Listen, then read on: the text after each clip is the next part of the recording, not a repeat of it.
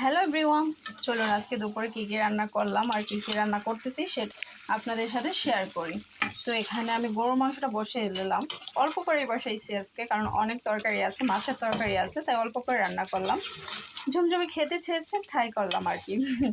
তো যাই হোক, কষানো ধান।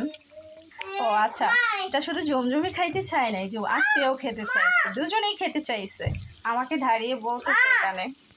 তো যাই হোক, অন্য দিক দিয়ে কী কী রান্না করলাম চলুন সেটাই শেয়ার করে আসি।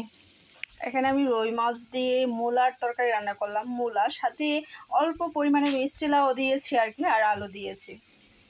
এদিক দিয়ে আমি মাংসতে ঝোলটাও দিয়ে দিলাম, ঢাকনা দিয়ে ঢেকে দিলাম।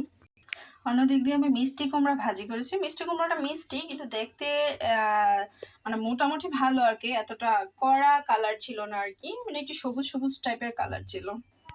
অন্যদিক দিয়ে আমি ডালও রান্না করেছি। এই যে ডাল রান্না করা হয়ে গেছে কমপ্লিট, ইন্ডাকশানে রান্না করছি, অনেক গরম। ভাতও প্রায় কমপ্লিট, এই যে ভাত রান্না হয়ে গেছে।